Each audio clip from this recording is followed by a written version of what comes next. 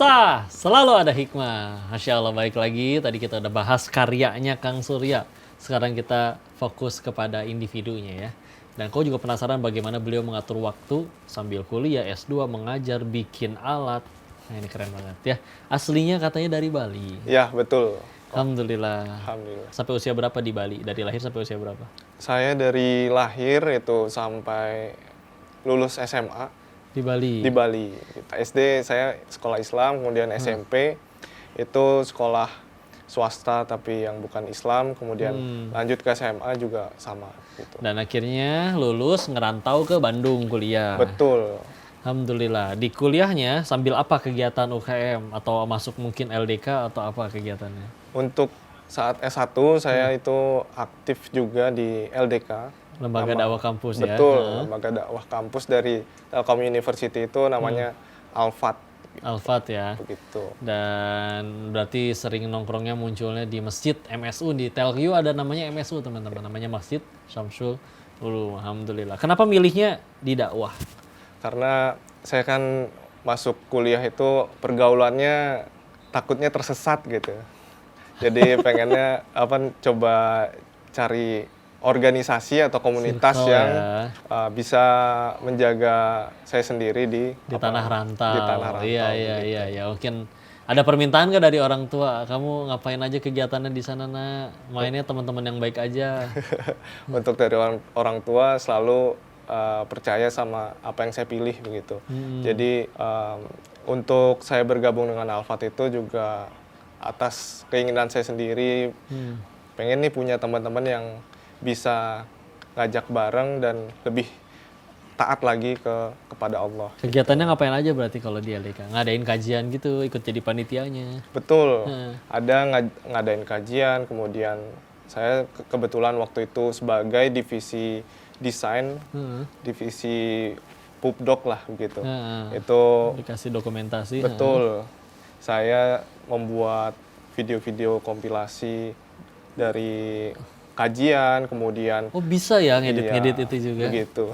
Di luar sana orang gitu. ada di sana orang ada yang benar-benar hidup dari kayak gituan loh, ngedit, dieditin, dibikin jadi konten-konten. Nah ini ternyata selain itu, padahal itu malah jadi side skill doang bagi beliau. Ini ada skill yang lain lagi ya. Kalau dari orang tua latar belakang mualaf katanya, betul ya? Betul, karena saya dari Bali, itu ibu saya itu asalnya asli Bali, menikah dengan ayah saya yang asalnya dari Solo. Untuk perjalanan mualafnya itu awal mulanya karena ternyata teman-teman dari ibu saya itu kebanyakan orang Islam juga waktu SMP begitu. Jadi udah familiar lah ya Iya. dari teman-teman.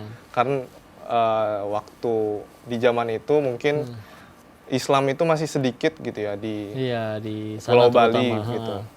Dan ibu saya itu melihat teman-temannya ketika ketemu atau main ke rumahnya gitu, rumah temannya pas lagi sholat. Jadi ngerasanya oh begini ya sholat itu begini ya. gitu. Jadi dakwah ya tanpa Muncul hidayahnya dari situ. Alhamdulillah. Kata beliau. 4 bersaudara katanya. 4 betul ya? bersaudara. Anak ke? Kedua saya. 1, 2, 3 cowok. Terakhir cewek. 4 perempuan. Gimana bagi jadwalnya? Kelas kapan? Karena sambil S2 kan. Ngajar kapan? Di lab berapa lama? Gimana tuh jadwalnya? Untuk saya saat ini full time di lab gitu. Nah, sampai tinggal di lab jangan-jangan? Enggak. Terus? Saya pagi-pagi datang ke lab, kemudian kadang ada diskusi dengan teman-teman. Apa saja yang harus diselesaikan gitu. Kemudian untuk hal-hal lainnya itu seperti kita belajar bersama, kemudian ada mengajar juga di salah satu mata kuliah yang ada di S1. Ngajar apa? Radar tadi ya? Iya, kelas radar gitu, radar dan navigasi. Selain itu juga kita ada jalan-jalan bareng juga supaya nggak stres-stres banget lah. Ya. Alhamdulillah. Ya. Alhamdulillah. Dan sekarang aktif di dakwah, tadi juga ada kelas. Ngajar itu seminggu berapa kali? seminggu 1 kali gitu. Satu kelas aja, ya. Tapi dan di bidangnya lagi ya, itu radar, ngajar S1. Ini pernah sambil kayak ini nggak, ada beberapa teman-teman mahasiswa kan ada yang kuliah sambil kerja yang sampingan, entah ngajar atau sambil bisnis gitu, jualan. Ngalamin gitu juga?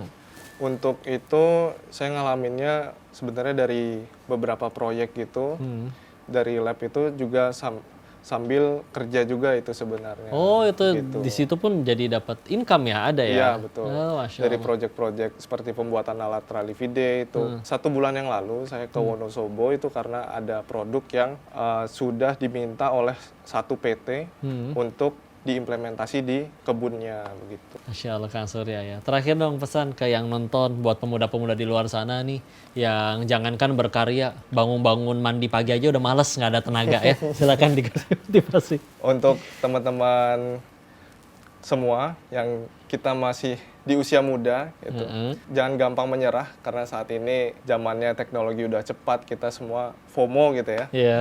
Fear of missing out itu bahaya karena kita nggak bisa mendalami suatu ilmu karena FOMO itu. Jadi belajarlah dari yang paling dasar hingga kalian bisa menguasai yang Sampai titik benar-benar ahli ya. advance-nya. Masya Allah. Alhamdulillah. Makasih banyak Kang Surya. Alhamdulillah inspirasinya, sukses terus. Kalau nantikan ini karya-karya selanjutnya yang tentu bermanfaat banget bagi masyarakat Indonesia bahkan dunia.